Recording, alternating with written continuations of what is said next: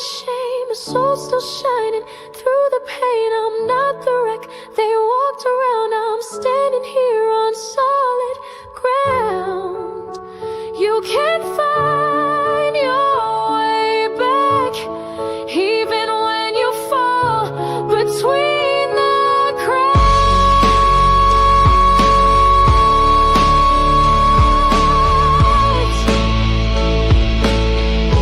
Between the cracks.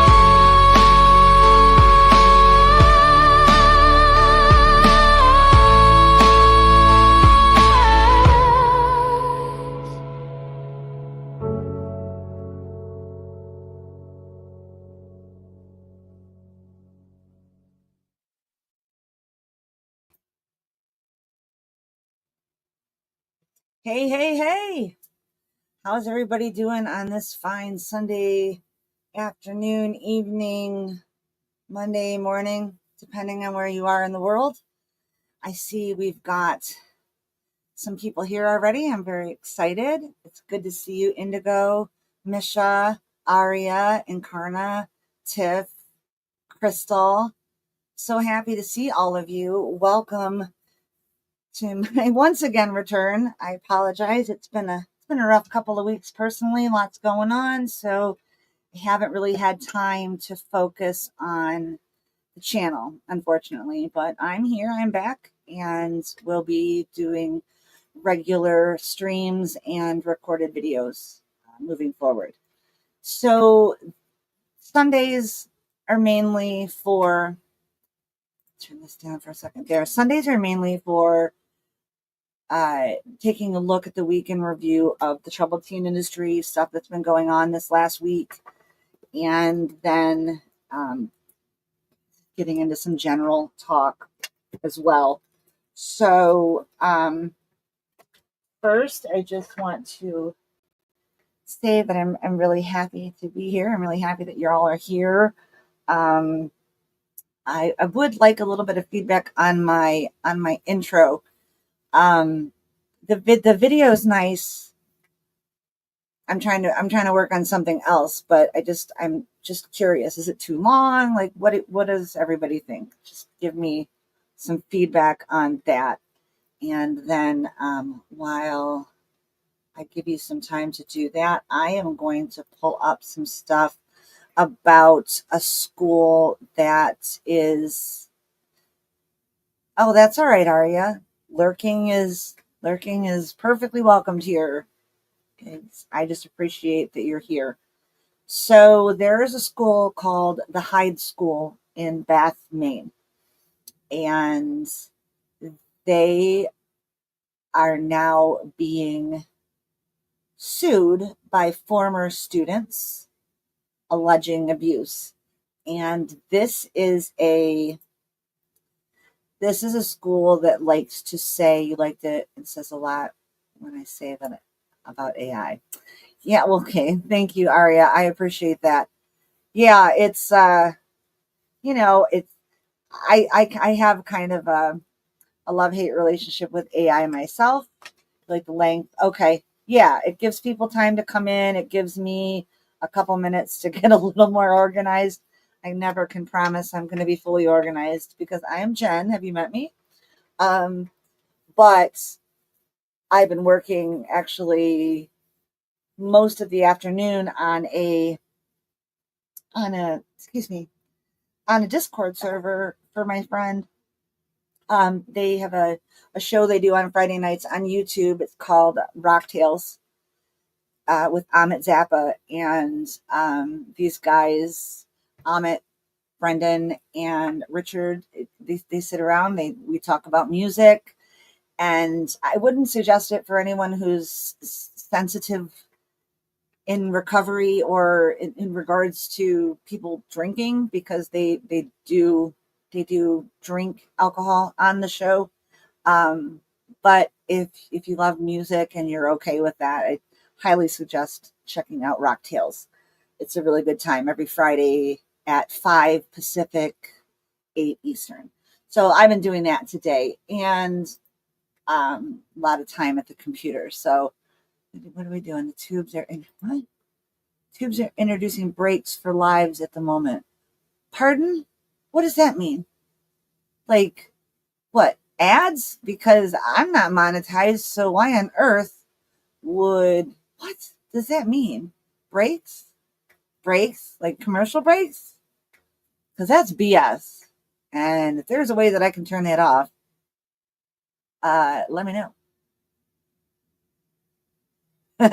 We'll see if you can convert her. So, the first order of business today is to discuss the Hyde School and their lawsuit. And the interesting thing, and I know that a lot of people don't like Reddit. I don't like certain parts of Reddit, but I am a proponent for Reddit. Like, oh, okay. I do. I love my Troubled Teens sub on Reddit. It's not mine, but I mean the one that I am involved in, and and a few others, that aren't ick and negative.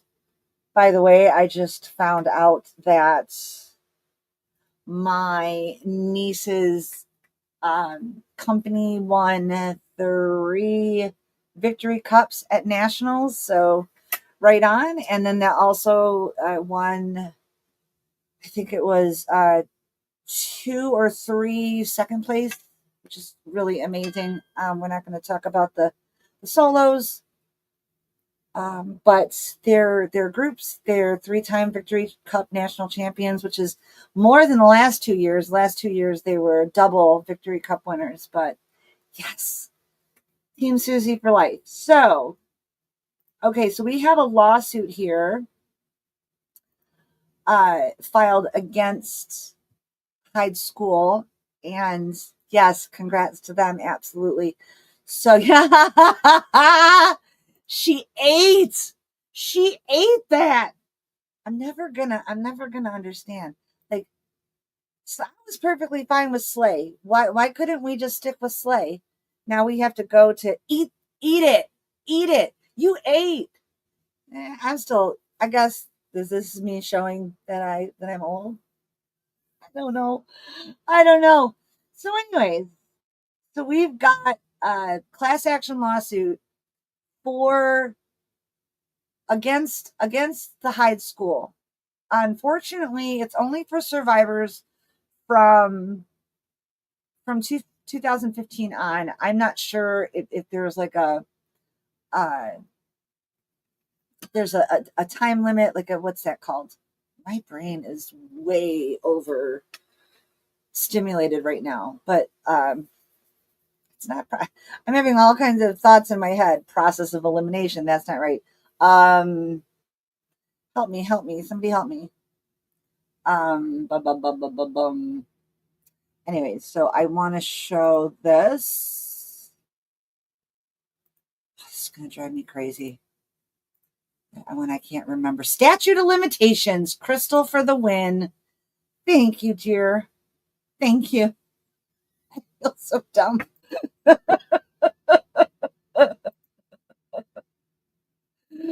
I didn't say that I'm dumb because I'm Gen X and I don't give a fuck. That's right. Oh, wait, I'm not supposed to swear or else the algorithm's going to bury me.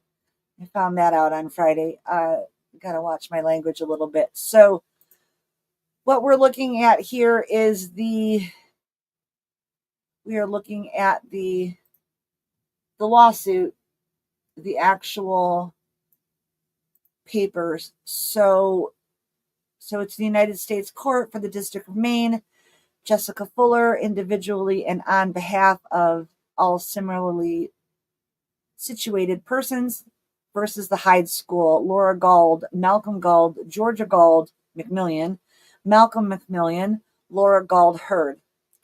So, the action exposes a systemic child exploitation scheme operating under the guise of character development for troubled teenagers. For nearly 60 years, the Gould family, sorry, it's hard to say, has operated the Hyde School in Bath, Maine as a profitable family enterprise designed to extract maximum tuition revenue from vulnerable teenagers while subjecting them to forced labor, abuse, and exploitation. The defendants in this action are all participants in what has been collectively, as I say, termed the troubled teen industry, a multi-billion-dollar network. And I just want to point out that it's between 24 and 26 billion dollars per year. Let's just make that very clear.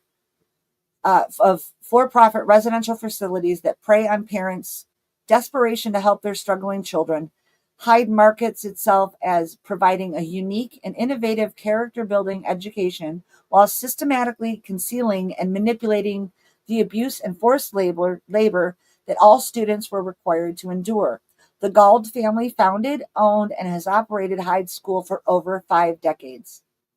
Multiple family members have held key executive positions at the facility. Joseph Gauld is the patron saint of Hyde, serving as founder and inspirational leader until he was forced to resign after making shameful and misogynistic comments about a 13-year-old student's essay.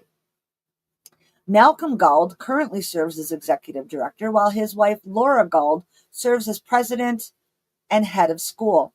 Other family members have served in various leadership roles throughout Hyde's operation.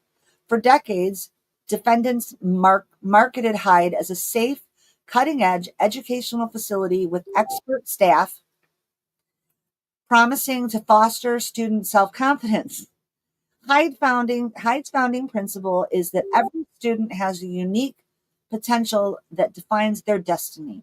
They promised families that their children would receive a life-changing education, unconditional acceptance of meeting students where they were, and all in a safe environment focused on building character rather than breaking students down.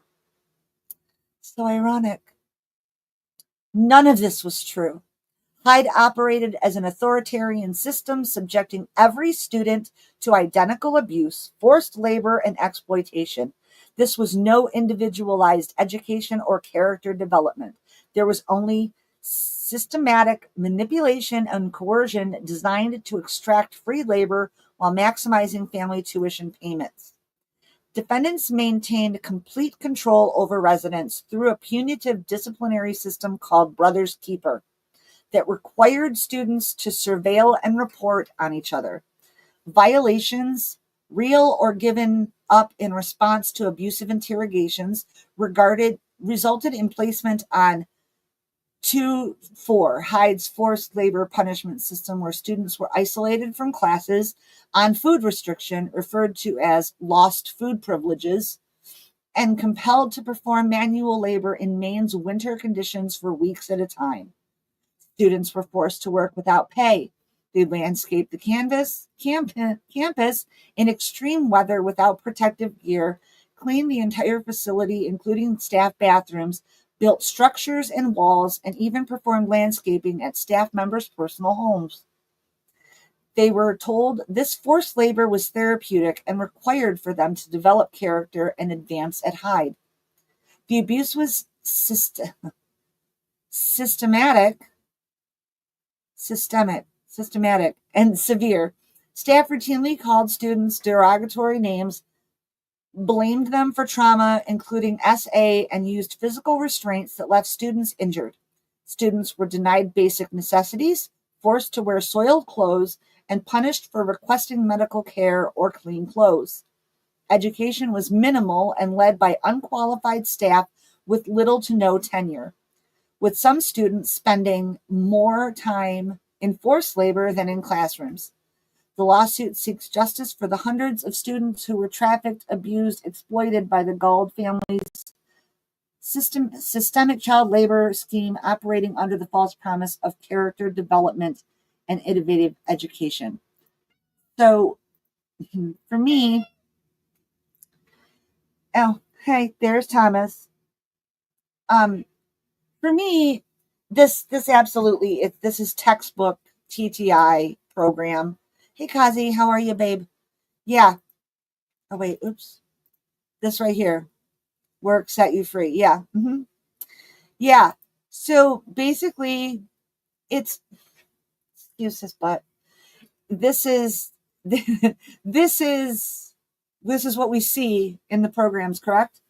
The therapeutic boarding schools, residential treatment centers, wilderness camps. This is what we see across the board. Hyde School attempted, and so they're saying hundreds, and that's because they're only going from 10 years, right? This place has been open for almost 60 years. Can you imagine? They also are not, another thing that I found, and I apologize for not having this stuff pulled up, was that they claim to have only ever had 2 deaths at their program, and that is untrue. Okay, I love you too, buddy. So I put these nails on, and he's just in love with them. I put his collar back on that came with him when I got him when he was 5 months old. But I took the bell off because that would be really, really, really extra annoying. But I'm trying to get him used to the collar so I could put a harness on him to take him outside. Right. Only. So let's see. Oh, here, this is another good one, actually. Let us look at this real quick. Yeah, I'm just trying to get him to chill out so he'll just lay down. And yep, see, he's going to do it right now. So, okay, so this is an internal memo, okay? Which is really, and this is, I want you to notice, this is 1997, April 11, 1997. Dad, please, please, please do not arrange a meeting with Laura Gald. The stuff I have shared with you guys was so that you could understand. Oh, wait. Sorry, this is not internal. This is a student. I don't like to call them that. This is the survivor emailing her dad. Okay. Please, please, please do not arrange a meeting with Laura Gald. The stuff I have shared with you guys was so that you could understand what I am thinking. I don't want you to bring the issues I have brought up with her. If any faculty find out what I am thinking, I will be labeled a baby, probably put on work crew, and definitely have my parents spoken to about my manipulative ways to get out of the school. I'm willing to do anything you say as long as you guys don't make a big deal out of it. They're going to convince you that I'm lying, and my words about what's going on here will never be believed again. I beg you guys to just understand where I'm coming from. Please don't get sucked into this place because it's not real. This is hard. This weekend, I probably won't be allowed to call you guys because someone in my English class didn't get their homework in on time because their computer shut down somehow. So about 20 of us don't have a weekend anymore. Please take that into consideration. Please take into consideration what I am saying. I am working my hardest in all of my classes, so please look at that too. They and Mom cannot force me to come back a day in my life after May 31st, 1997. Talk to you later. So they must have been turning 18. Okay. This is from 1996. This is an internal memo from Hyde School. During this past week, many students turned themselves in or were turned into the dean's office for breaking ethics. Oh, okay. It has been learned that was one of those students. While off campus without permission on 2 occasions, they broke the smoking and the drinking ethics. All violations of the Hyde ethics result in the need for some type of accountability, and this letter is to inform you that we have taken such action. This person has been put on work crew. We are only concerned with the behavior of our students. We are not only concerned with the behavior of our students, but also with their attitude and, most importantly, their level of honesty. These are hormonal teenagers. Can I just again and again and again and again repeat that? Okay. It is their attitude and honesty that determines their accountability. Please feel free to call and contact the faculty advisors with any questions. Ironic t-shirt reads work tee, extremely eerie looking. So these were shirts that they had to wear. That is really sad. So that is some more receipts. And it absolutely is heartbreaking. Absolutely heartbreaking. Oh, okay. So this is another really fun one here. So this is placement. So Hyde School is a troubled teen industry program that calls itself a therapeutic boarding school. I have their website pulled up so that we can take a look at that. But I love how hard the people in our troubled teen subreddit work at getting receipts, getting info. And so there's a video. Oh, it's a comment. Hang on a second. I haven't looked at this. So we're going to check out the comments of this video. It says that the Hyde School is sending out their indoctrinated flying monkeys to defend its upstanding institution. Okay, actually, I think we're going to watch this video too, if you don't mind. It's just a 3-minute video here. So we're going to watch this and then we're going to read the comments. We have some breaking news we're tracking out of a federal court right here in Maine. Today, a former student of the Hyde School in Bath filed a lawsuit claiming she endured years of harassment and physical and emotional abuse while attending the school. But that single suit is part of a class action claim that alleges hundreds of other former students also suffered similar abuse. The suit claims the school put students on a forced punishment system where they were isolated from classes on food restriction and compelled to perform manual labor in Maine's winter conditions for weeks at a time. Before the lawsuit was filed, we sat down with Jessica Fuller, the lead plaintiff. She told us when she started school in 2014, at 17 years old, she was immediately subjected to those harsh conditions. They are screaming at you, they're yelling at you, they're in your face.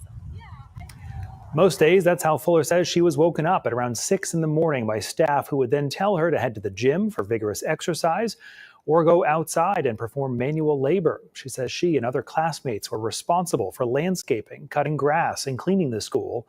The lawsuit claims students were sometimes forced to do these tasks at staff members' homes.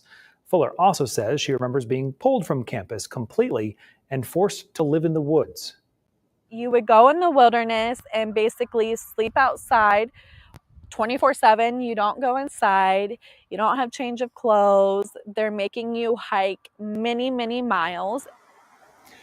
Fuller's experiences are not unique. The lawsuit claims to seek justice for hundreds of students who were trafficked, abused, and exploited. It also says students were left under constant emotional strain and attack. We spoke with another former student, Angie, who says she attended Hyde for 3 years starting in 2011. She says the emotional toll the school took on her was worse than the physical pain she endured, and she's been trying to recover from it ever since. I literally have a quote here that was told to me, "Don't you get it? No one loves you. That's why you're here, because you're nothing and nobody wants you, so they sent you away." The people we've spoken to say they are hoping this lawsuit will inspire legislative change to increase oversight over Maine's private schools. They're also hoping the Hyde School's administration will take accountability and commit to change. Now, before the lawsuit was filed, we brought these claims to Hyde administration and asked them for a sit-down interview. They declined, but instead issued a statement denying the allegations. Today, when the lawsuit was filed, we reached out again, and they sent us a letter that had gone out from the board chair to the Hyde School community. It claims that the lawsuit stems from former students taking to social media to post distorted claims of abuse. The letter also states, quote, "We want our community to know that Hyde vehemently denies these claims and intends to vigorously defend itself, its reputation, and the character education model that makes Hyde the special and effective school it is," end quote. We will have more from 3 former students who are involved in that lawsuit Monday night on News Center Maine at 6. You can read the full statement from the Hyde School and more about this story tonight on News Center Maine's mobile app and newscentermaine.com. Stop. Okay. Right here in Maine. Hang on. Okay. So I want to look at the comments. Okay, can you see the comments? So it starts with survived this horrid place, can confirm this happened and worse. It looks like comment was removed. I'm an alumni of Hyde School, and all of this is true. I'm glad Hyde is being held accountable for their disgusting treatment of minors. When I was a student, I was forced to clear trails, clean out a dumpster, clean classrooms, work in the cafeteria kitchen, scrub toilets, and maintain the hockey pond for personal use by the dean. Hyde did not have a hockey program. True only from their limited perspective. Do not try to speak for hundreds of kids who are now fully functioning adults who are grateful for their experience there, me included. These claims are not at all the normal response to the school. They are an exception. In life, if you screw up, there is accountability that can be even worse than anything that school would ever do to you. And then JD Fies says, yes, and the manual labor was probably the least of the abuse. Other things were so much worse. And we've got Spiro Wagnew. That's cute. Work in the cafeteria, clean toilets, maintain a pond. You sound ridiculous. These are some of the best parts of Hyde. They didn't distinguish between scholarship kids and kids from a more affluent background. Oh, let's just sit with that sentence for a minute. You know what they mean by scholarship kids? So basically, what's happening here with this gaslighting from, I guarantee you, not actual survivors, but people who work on staff at Hyde, is they're pulling the same type of tactics that we see in Scientology, right? Plenty of us know about that. And this is all just gaslighting and trying to make someone, like trying to break their credibility, right? And I see this a lot, and it's fascinating to me because this is maybe 5 people with, hey, John. Yeah, long time no see. I'm still full. John and I had a meal together today, and it was very nice. It was really, really good to spend some time with John today.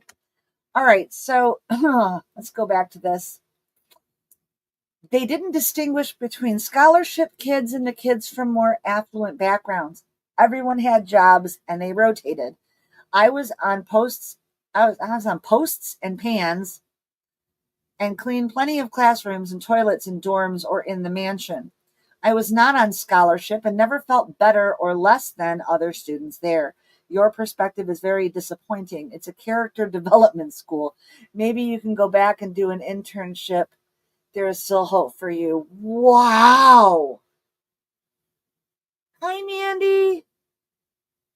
Wow. Just wow. Just wow. This is what they do. They're being sued. And while they're being sued, they're sending people to the comment sections of local news stations on YouTube to attack survivors. They do this in Reddit as well. It's always fun when they come there because we just eviscerate them and enjoy every second. Okay. Kristen Gertetsky. I attended Hyde School in the early 90s for 3.5 years. How she is describing her time is quite dramatic and way out of context. I value the time I attended school there and the focus of character development and leadership. I forgot this. The long lasting relationships I made with my peers and faculty are very meaningful. The positive connections you have with all alumni and how the community comes together for one another is priceless.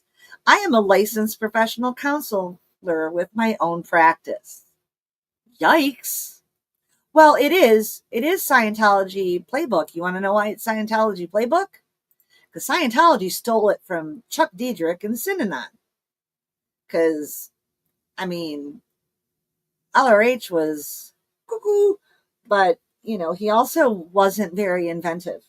if anyone ever tried to read his science fiction books, he didn't really have a lot going for him. So he stole a lot from Chuck Diedrich because they started their cults around the same time. Only, Chuck Diedrich took it out of the AA rooms and started that way. That's the only difference. Okay. Profile created 7 hours ago. LMFAO, right? Dramatic indeed. Well said, says Spiro Wagner, which we already heard from again. Oh, she said something else. I know the person who made this comment, went to school with them. They speak from experience, regardless of when their profile was created. So you basically send kids there for payment. Got it. Nice. Another proud alum. Attended as a day student from Brunswick, Maine for 2 years. Several years after graduation, I returned to work in the wilderness program. My biology class was called Neotropical Biodiversity, and I fundraised to attend the travel portion to Costa Rica, where we experienced hands-on learning and experiential education. Hyde is a class act focused on quality education. For instance, we read Howard Zinn in 92 in my history class and had open school meetings where everyone is encouraged to speak their truth. Okay, whatever. We read Kerouac in the 80s. What does that have to do with anything? People are not even really good at this. They might even do a better job if they just said, hey, chat, AI thing, write me a crazy comment so I could put it on, because this is ridiculous. I'm sorry these folks have chosen to project their issues onto an institution that has done more for family character and education than any place I know. Yes, we exercised, and yes, I had the best coaches of my life in soccer, lacrosse, and cross-country skiing. I'm sorry for what these folks feel and understand that they likely have struggles which have nothing to do with Hyde, but publicly attacking a school which has done nothing but try to catch those falling through the cracks. Hang on. I'm sorry for what these folks feel and understand that they likely have struggles which have nothing to do with Hyde, but publicly attacking a school which has done nothing but try to catch those falling through the cracks of the American educational system crosses the line for me. I stand by Hyde School. Deirdre Vanderschaft. Screw you, Deirdre. I attended Hyde School for 2 years and 2 summer challenges, 1 summer as an employee in the 90s. My brother spent 3 years there in the 90s. Hang on, let's check on Ronald Capers here. Okay, well, he's been around here for 5 years. Let's see. This is, okay, well,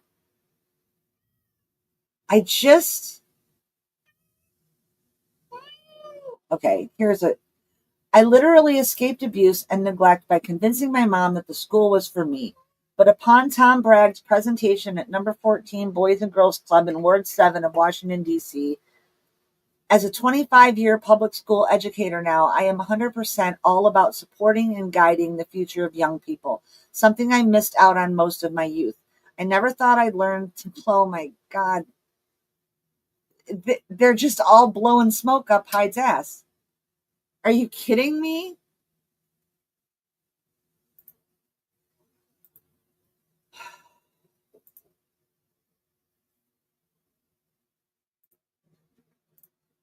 Okay, it's called Getting You Ready for Real Life. Oh, really? Okay. Ugh. There is no way. I don't. Okay, yeah, bots. I get that some of these people may have had positive times at places like this, but those are not the way all people see it. Just like some people have great experiences in public school. Exactly. Thank you, Crystal. Thank you. Yeah. Uh, wow. It's so disturbing.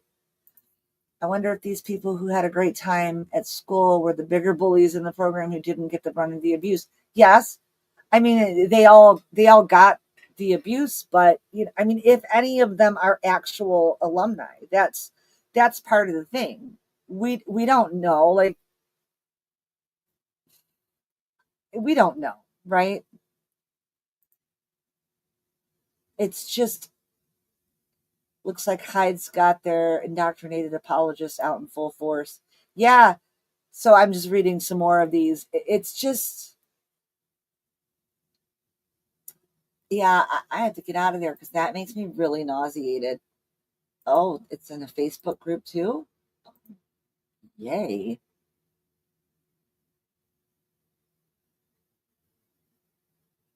Okay, so there's a Facebook group thing for News Center, Maine. So the Hyde School hidden curriculum, former student alleged decades of undercover abuse. And that was the story that we already watched and the statement that I read from the filing for court. So someone says, sounds like the Elon School in Poland. Oh, Poland's a city. Yeah, that Elon School is crazy. When I was at Hyde, there was a girl who spent a year at Elon, then went to Hyde. She said Hyde was a lot like Elon. We played Elon for some sports. Yeah, because Elon was also in Maine, I believe. Okay, so I'm seeing all of these. I grew up like 2 miles from Elon, and the amount of kids trying to escape was unreal. You'd hear things daily, and townspeople would talk, some true, some made up. But then you watch the documentary, and it just blows your mind. Trish Benoit, they did take staff like Peter Rowe, a known pedo from Elon, as staff at Hyde right after Elon closed. The school offers more character development than many public schools. I'm not sure the approach at Hyde would be to ignore online bullying and racial behaviors in athletics. I recall the school pulling from the MPA once. Some public schools take a passive approach and not allow not only athletes but faculty to participate in poor behaviors. We're calling torturing children into compliance character building. Torture was not part of my experience. Well, lucky you, Stephanie. Okay, so I know this is a wild concept, but your experience do not cancel out other people's experiences. The numbers of cases like this should be zero. Hi, Crystal. 100% should be zero. It's impressive how you managed to name drop character development while dismissing survivors of institutional abuse. Newsflash, pulling out of a sports league doesn't absolve a school of trauma, coercion, or labor exploitation. You're applauding them for sidestepping racism in athletics while ignoring allegations of systemic abuse while they're within their own walls. That's like praising a surgeon for washing their hands while operating with a rusty scalpel. Fantastic analogy. This lawsuit isn't about public versus private schools. It's not about sportsmanship. It's about survivors like Jessica Fuller, who endured real harm and are now demanding accountability. Your attempt to shift the conversation to public school flaws is a weak distraction at best and an insult to the people brave enough to speak up at worst. If Hyde really taught character, you'd think more of its defenders would actually show some. Nice.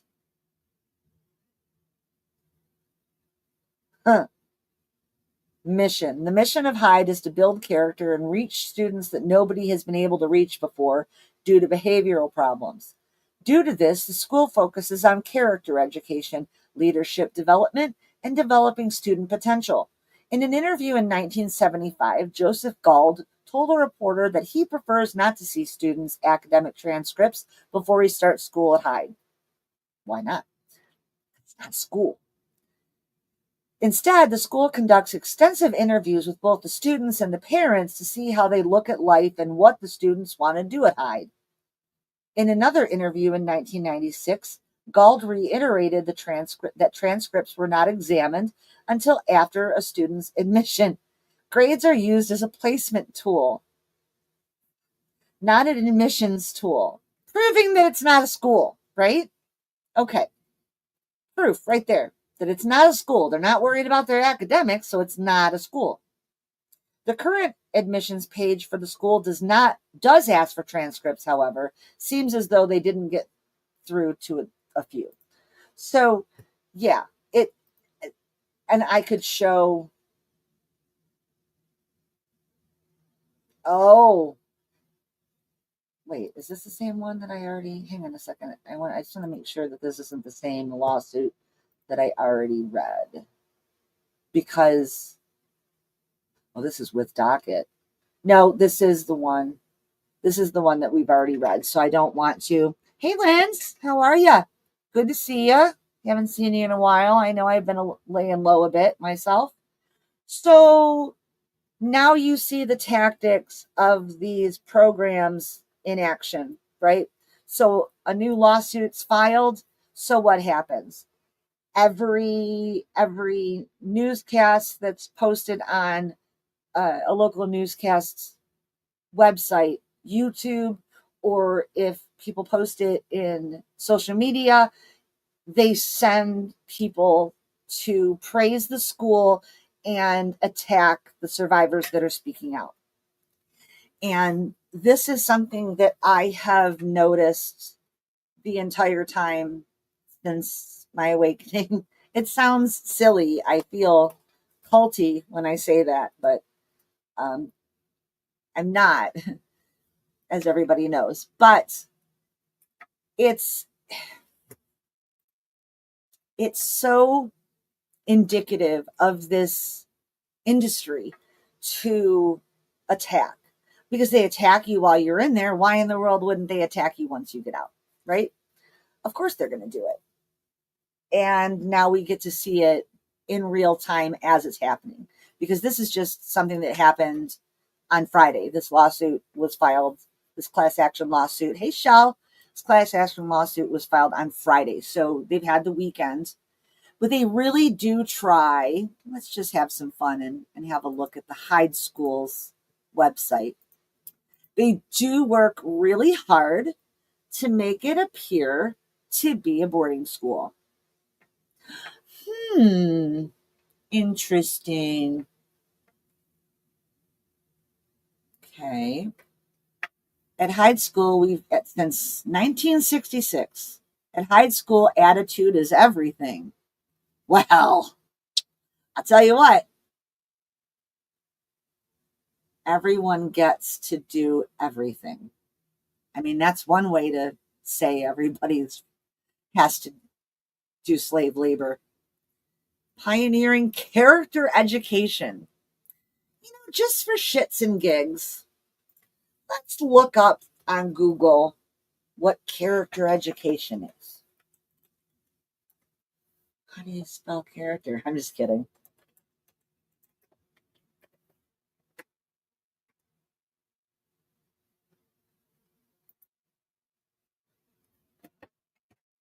Oh.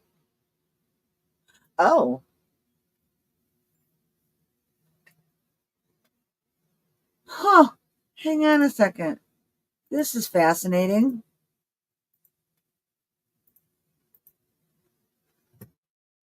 What is the meaning of character education? Character education is a comprehensive school-based approach that includes an intentional focus on promoting character, virtue formation, and ethical decision-making through school curriculum, ethos, activities, and engagement with family and community. What is this character.org? I wonder if we just found ourselves another company. Let's see, shall we?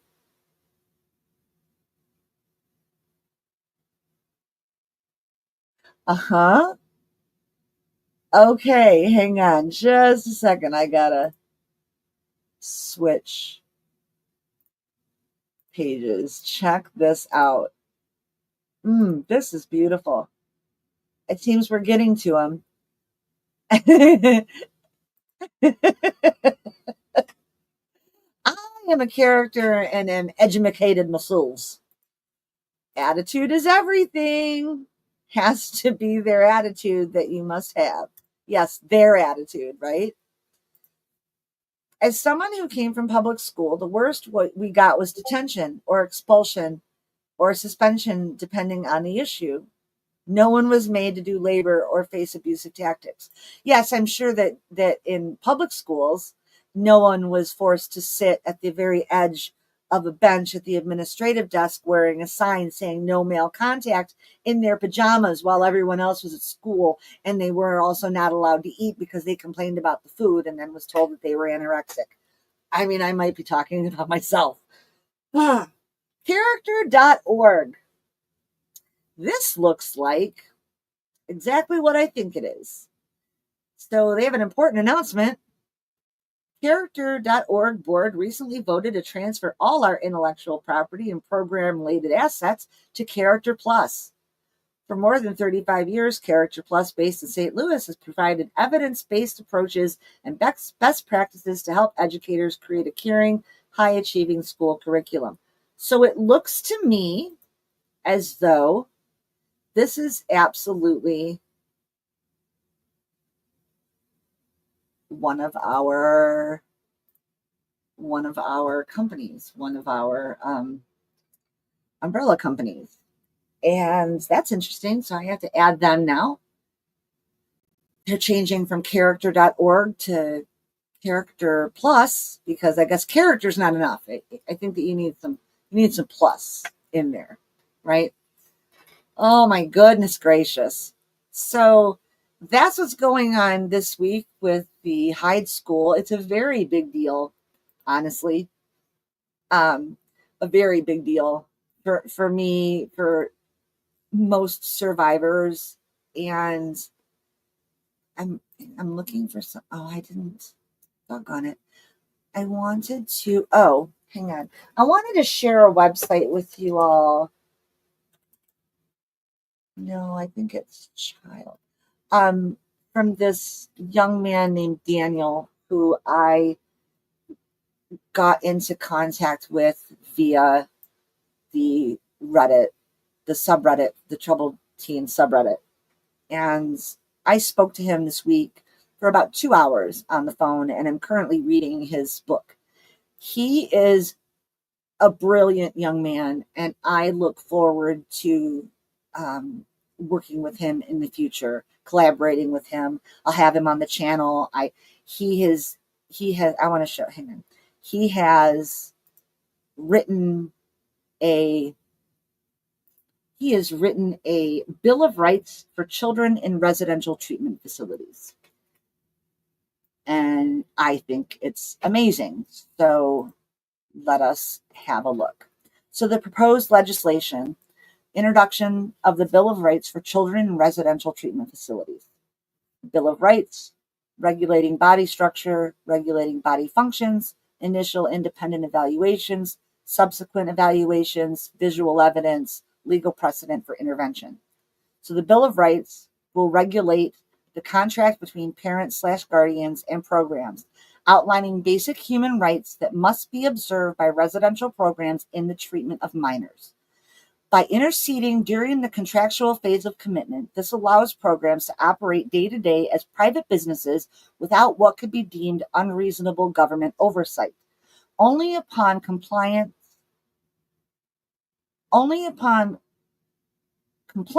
will an investigation take place citing potential breach of contract relating to a violation of human rights.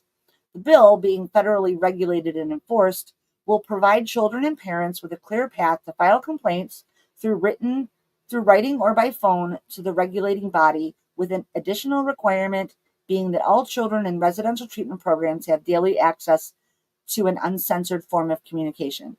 Now, what I really want to do, because I'm getting close on an hour here, I want to read the Bill of Rights. I think it's brilliant. I'm very impressed with it and with Daniel. So this is TTIchild.com if you want to check out his website. This is his book, In the Name of Therapy. You can purchase it here. It's $6. This is Daniel. I couldn't say enough good things about him. Okay. The following practices, when used in residential treatment facilities for minors, are hereby designated as violations of human rights. The use of solitary confinement as punishment for minors lasting between 2 hours, beyond 2 hours, unless approved by a licensed mental health professional, and then for no more than 24 hours. The use of forced labor, not including minimally laborious chores lasting less than 2 hours per day, in the treatment of children. The use of attack therapy, defined as a type of psychotherapy that involves highly confrontational interactions between patients and a therapist or other patients in a group setting, like the circle. The use of corporal punishment, defined as discipline that involves intentionally causing physical pain or discomfort to someone in response to their behavior. Restraints. The use of any form of emotional or psychological abuse, including but not limited to screaming, spitting, mocking, sexual harassment, trauma reenacting, berating, knowingly making false accusations or threats, aversion therapy, personal humiliation, forcing religious beliefs, or using hate speech relating to a protected class. The prescription of new medication or the increase in dosage of pre-prescribed medications for a minor without approval of an independent medical professional and the written consent of their parent or guardian. The implementation of any practice that is intended to strip children of their personal identity or dignity, including but not limited to food or sleep deprivation, head shaving, unreasonable restriction on clothing, public shaming, forced isolation from other members of the treatment program, or strip searches conducted by members of the opposite sex. The censorship of communication between a minor and their parent or guardian, the censorship of outgoing or incoming mail beyond reasonable and documented safety concerns, or the restriction of communication between a minor and a non-affiliated advocate. The treatment of education as a privilege that must be earned through work or behavior, as well as the punitive limiting of schooling hours or the withholding of graduation opportunities for whatever reason. The lack of timely and appropriate reporting of claims of sexual, psychological, or physical abuse of a minor by a fellow minor or a staff member to law enforcement. The use of physical or chemical restraints for any reason beyond protection of a child or staff from harm that subsides immediately upon de-escalation, as well as the lack of appropriate documentation and timely reporting of restraints to the child's parent or guardian. Any deviation from contractually agreed upon methods that results in a human rights violation as defined by this bill shall also be treated as a deceptive business practice. I think that's brilliant. Hello, Jamie, my love. It's so good to see you.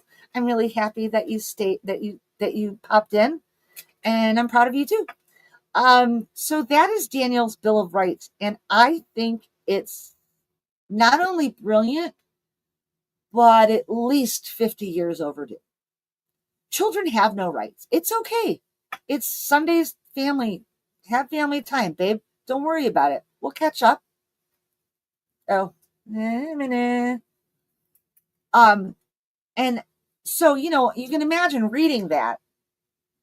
It brings up emotions for me, but it really gets me motivated to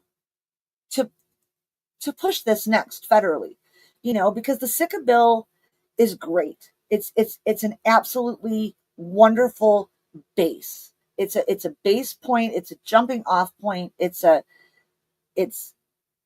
law. So nice to say that.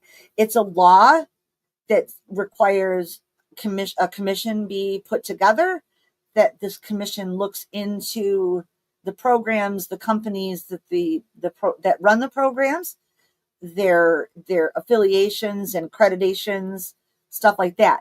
The Children's Bill of Rights would be a hard line in the sand, like a hard. All right, night, Aria. Thank you so much for being here. Really, really, really appreciate you. So this Bill of Rights for kids, to me, is the just the deep red line in the sand. Like, enough. This has to be done. The children deserve this. If parents are going to be temporarily signing over custody of their children, and in this day and age, doing it knowingly.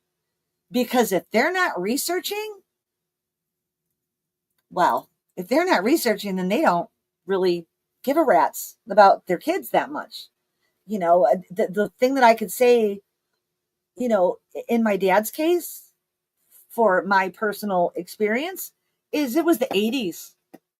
How on earth was he supposed to know that this was this was a thing? No. There was no way to know. And the woman sold it so brilliantly. So I feel very strongly about the Children's Bill of Rights. I think that each one touches every aspect of what happens in these programs. I would say in this political climate, this very hostile political climate in which we basically have, I guess we have two parties, but really it's an extreme left and an extreme right. And then everybody that's in the middle is kind of just like, what are we doing here? But what I keep hearing out of people's mouths on a regular basis, and this is not political. What I'm about to say is not political. It does have to do with ICE, but that's not political to me. There was a raid on a cannabis farm in Camarillo, California the other day, and there were minors working there. And I have seen hundreds, let's just say hundreds, if not over 1,000 posts, comments about how horrific this is, that illegals would have their kids working in the fields. And I'm like, and we have to protect the kids. ICE came in and they saved the kids. And I'm like, okay, no, that's cool. What about the owners of the farms? No accountability for the owners of the corporation that owns the cannabis farm. No, because it's an immigrant problem. No, the fuck it's not. It's a we don't care about kids problem. Somebody, please, I beg you, prove me wrong. Prove that the government of the United States, state governments, county governments, local governments care about children. And I'll never say it again. Ever. I will never say this again. This country doesn't care about kids. Kids have no rights. Period. They are custodial property of their parents. And when you have a $24 billion a year industry that is getting more and more popular as more and more kids are being diagnosed as autistic, or, autistic, because the spectrum covers the majority of learning differences. I don't want to call it disabilities because I don't believe that it's disabilities. I believe that every single child learns differently. But this has been happening since 1971, when the seed was opened, when Thomas Anderson left Synanon and opened the seed. And then Chuck Diedrich opened CEDU, and on and on and on. Now, we can go back to the 1800s to show these schools, but they also used to just throw kids in sanatoriums, like the Kennedy daughter, who wasn't falling in line with the father like the rest of the kids did, and she got sent to a sanatorium, and he let them do a lobotomy on her. And man, I know that I get really impassioned when I talk about this stuff, but imagine yourself from ages 14 to 17 and a half being tortured and tormented and taunted and teased and bullied and berated And then you tell me how you feel when you see more people. Not that I in any way think that it's okay to have minor immigrant children working on any farm, period. I mean, unless they're 15 or older and they're getting paid because 15 or older, and correct me if I'm wrong, because I'm not a parent. I don't know if it's younger, if you can work younger now. I just base it on 15 and over. They can work with the work release from school, right? So I think that they said that some of the youngest ones were 13 or 14. I'm not sure. But you see all of these people virtue signaling how terrible it is that these kids. Well, then why are we not talking about these kids? Why are we not talking about the two girls from Asheville Academy who within a month decided that they didn't want to be alive anymore in program? Why? Why was a 12-year-old last year suffocated in a bivvy on his first night there? And nobody cares. Do you know that there's no actual accounting of deaths in programs or the survivors' survival rate? However, since I've become a part of a larger network, I notice that survivors of institutional child abuse, our survival rate as adults, lower. We're probably even with veterans of war.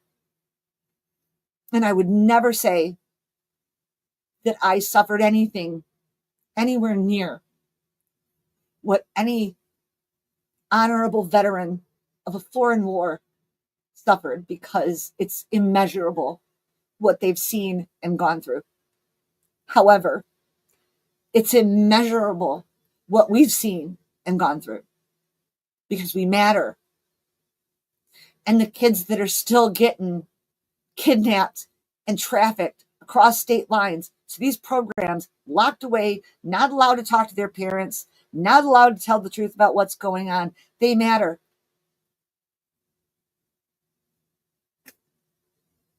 But I don't see it. So that's why I still do this. What is this? Exiting on this topic because I am so right there right now and don't want to block up the comments. Oh, I'm sorry, babe. They don't care about kids. If they did, they would have pushed for Provo and the lights be shut down and ended. Oh, yeah. Listen, Utah in itself is like a whole different monster. Utah is going to take a lot of work, because I'm not even sure that they will follow the federal laws that we do continue to get passed, because don't think that we're done with the Sicka bill. That was just a foot in the door. That was just a foot in the door. And I do believe that advocating, activism, all of that stuff is very important, but I also believe that lobbying is important.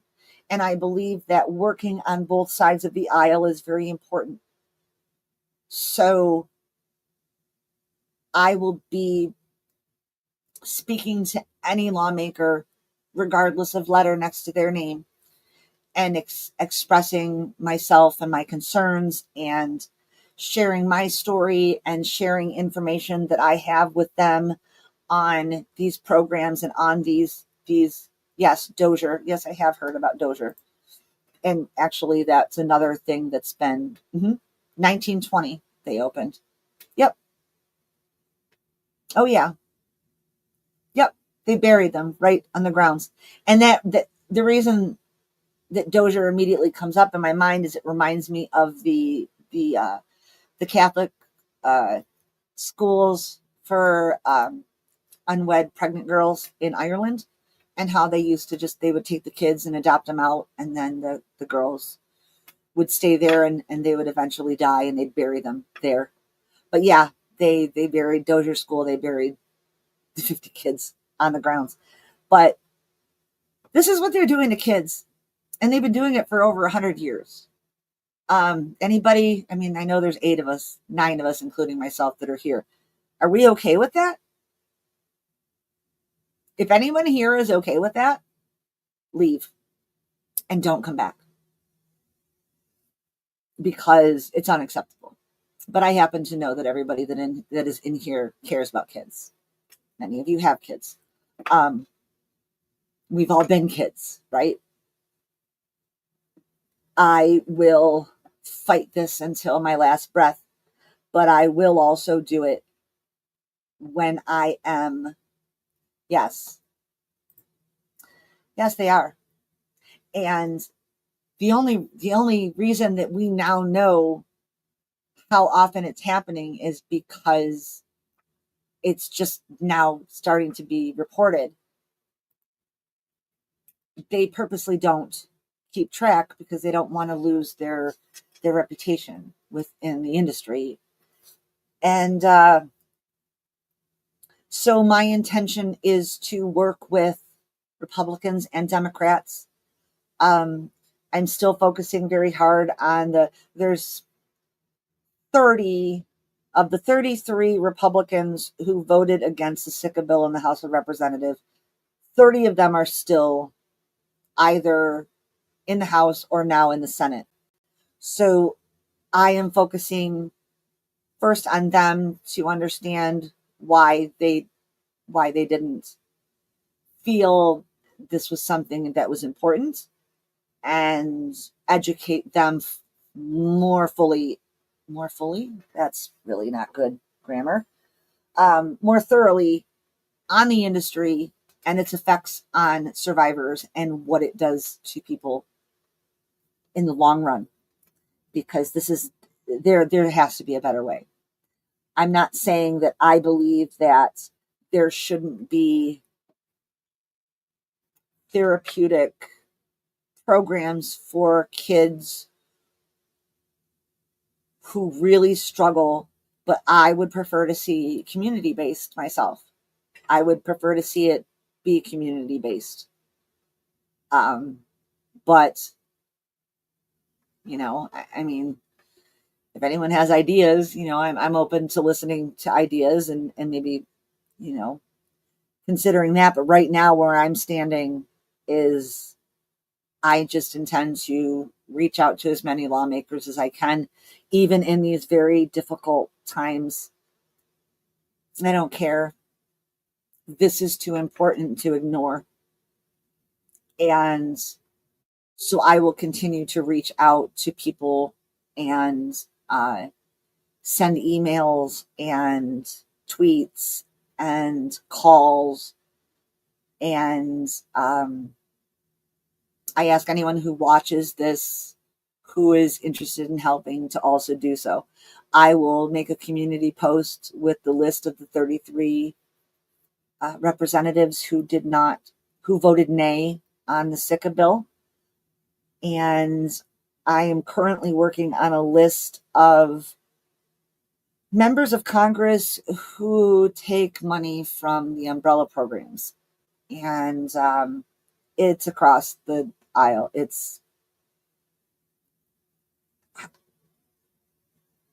I have very little faith that there are honorable and not monetarily motivated members of Congress. But I see I have to work with them. I have to, because it's more important to make sure that the kids have what they need than to just say, oh, screw you.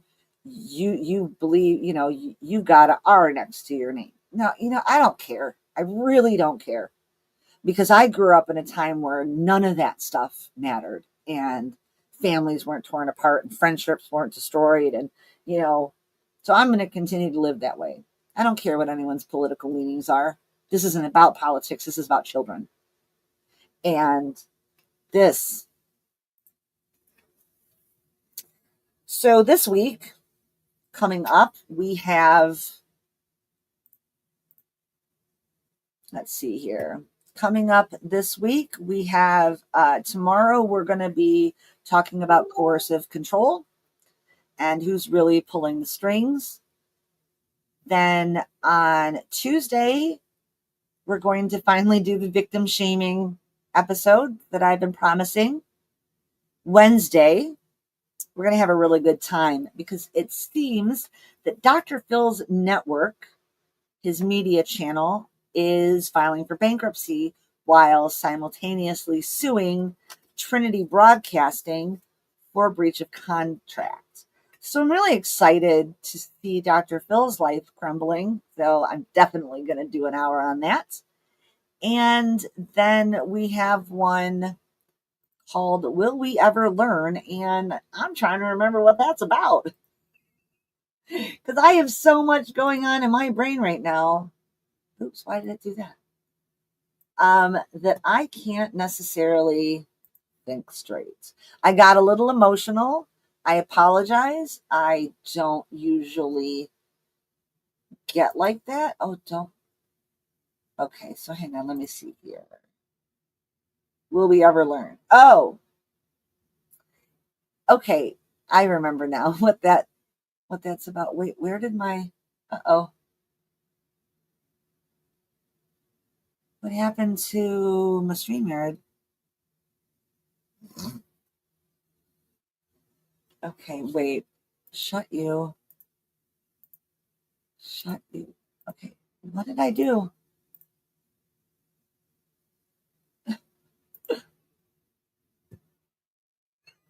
I don't know. I don't know. I don't know. Oh, I don't know. Was I here the whole? Wait, why am I in there twice? Okay. Nope.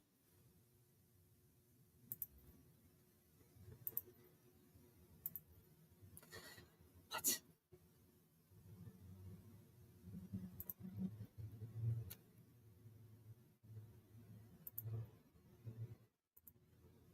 Wow. Sorry. Um, I do. I actually do have a formulated letter. Yep. Yeah, I do. So I will put that out there. I just want to put this back up because I love this. Yes, I do. So I will I'll make that a priority to get into some of our group chats. Because trust me, many of them do. Many of them do. Um, I mean, you want to talk like even presidential candidates. Come on, Mitt Romney. Mitt Romney was the founder and CEO of Bain Capital. Bain Capital is one of the biggest trouble teen industry program umbrella companies in this country. You think Mitt Romney didn't know? Not only did he know, he was involved and he was making fat cash from it. So, needless to say, not a fan of Mitt Romney. But yeah, a lot of them know, and the rest of them. I mean, listen, the governor, well, the now former governor of Kentucky knows. You want to know how he knows? Because he sent his adopted son to Atlantis Leadership Academy in Jamaica and abandoned him there when Jamaican authorities seized the school and shut it down and took all the kids. Yeah, he was one of the 7 kids. So they know. And if they tell you they don't, they're lying. But I mean, no, politicians, that's part of their job, right? Lying. I don't know. I guess I couldn't be a politician. I just would have no interest. But I am willing to work with politicians because they're the people that can help get things done. But the people have to be motivated to do it. And I think that we as a people have been motivated at distraction. We have been motivated into distraction. And I have fallen victim to distraction, trust me, for many, many. Oh, we're going to, oh, wait, hang on. We're going to talk about this because, hey, Pooh, oh my gosh, I miss you so much. So, yeah, Dr. Phil has been popping up at ICE raids all over the country. And interestingly enough, I found something out that I bet you most of us don't know. That is that President, I almost called him Doctor. President Trump signed an executive order. Well, thank you. I appreciate that. I'm doing well, Pooh. Despite a lot of craziness in life and emotions from the things that I'm covering, I think I'm doing pretty darn well. Pretty darn well. And I hope that you're doing well too. I've missed you. So the president signed, I want to get it right.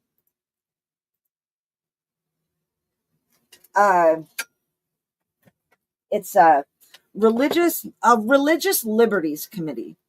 And when I say he, I mean President Trump, assigned Phil McGraw to the Religious Liberties Committee, causing a conflict of interest in his ride-alongs with ICE. Because with Dr. Phil having a seat on the Religious Liberties Committee, which I encourage everyone, because I bet you most of you, maybe all of you, I don't want to speak for everybody because some people are pretty informed, but I bet you most of you didn't even know that existed. And what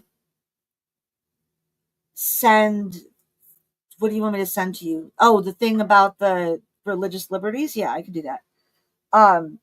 So yeah, the Religious Liberties Committee is supposed to make sure that people's religious liberties are not being infringed upon. However, we know that not all of our immigrants are from Mexico, but I happen to know that Mexico is a very Catholic country. And I also believe that that Central and South America countries are also religious. Brazil, I know, is obviously. But ICE is infringing on their religious liberties, to an extent. Dr. Phil has caused for himself a conflict of interest. And I'm really excited. I'm excited about it. And I am going to get lambasted, just so you know, and I am ready for it. Just wait for the comments after we do that stream on Wednesday. It's going to be a trip, and I'm ready for it.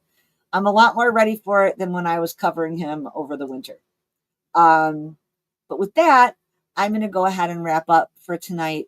I've got to get to some other things, but I want to thank each and every one of you for being here with me, for going on this crazy ride in the last hour and 18 minutes.